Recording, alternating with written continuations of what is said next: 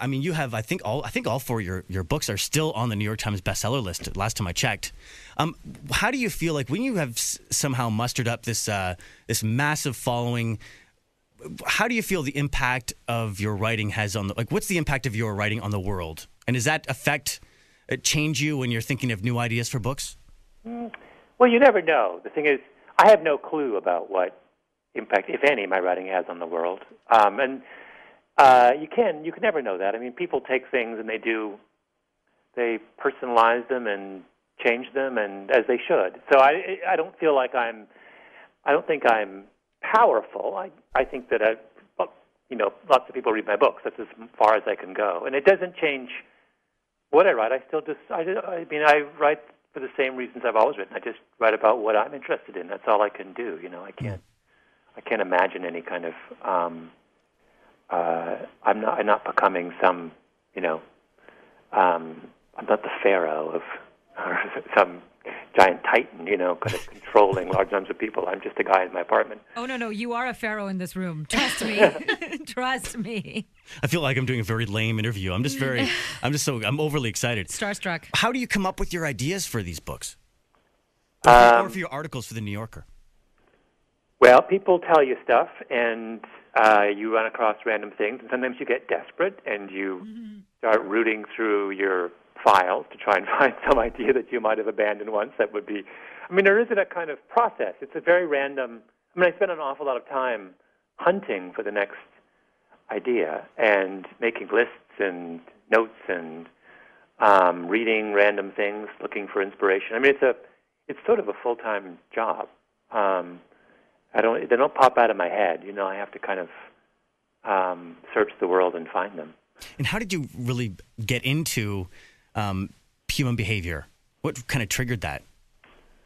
Well, it's a kind of, I got really interested in what was going on in academic psychology really by accident about 15 years ago.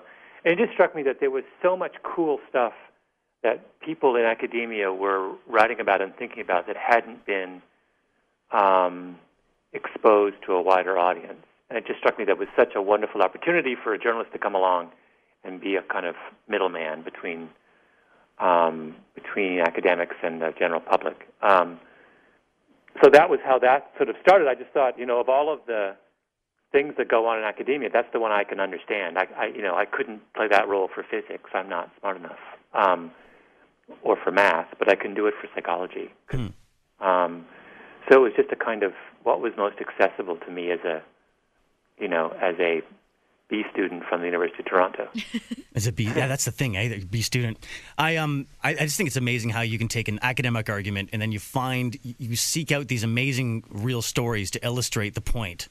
That's the fun part. That's the part I enjoy the most, is to get an idea and then just think, now, what's the best way of explaining this? Yeah. And then taking such a complicated idea and making it, I was reading just Rolling Stone and Maxim magazine until I picked up Blink. You've taken Thank you, Malcolm. I've liberated you from Maxim. I'm free. But there are no semi-clad women in any of my books. But you take these complicated ideas and then you explain them in such a clear and simple way. Yeah. That it makes it people who haven't maybe gone to university, whatever, can understand these profound ideas about the way that we act socially. Yeah. If you knew how hard it was to do that, it's like that's 25 drafts later. But it's something I work very, very hard on to kind of make them as accessible. The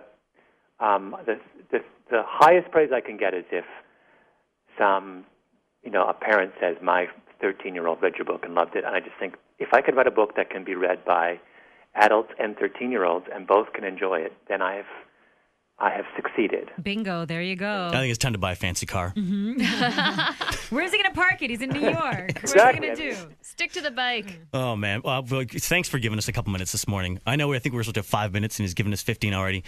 You can see Malcolm Gladwell speak live in person. He is on stage at the F5 Expo next week.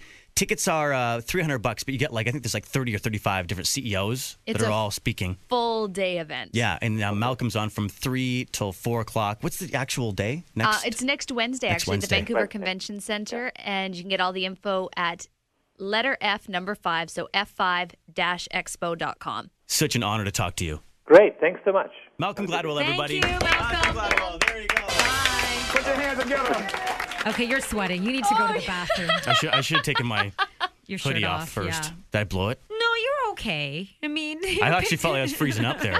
I was actually freezing up. you were scaring me a little bit. You've read all of these books with so much information and so many profound, interesting ideas. It's like you get a chance to talk to a guy like that and you go, where do you even start? Like, where do you even start? Information overload. Yeah, just a little bit. It's okay. You were cute, though. You were. Oh, He definitely man. thinks you're cute. Well, they're making it weirder. It was already weird. Now it's weirder. Different level of weird. Yeah. Make sure, we'll tweet the info where you can go and see Malcolm speak. I'm excited to go watch him on stage. And Please don't raise your hand and tell him who you are. I wouldn't do it. I might throw my bra on stage. I get so excited.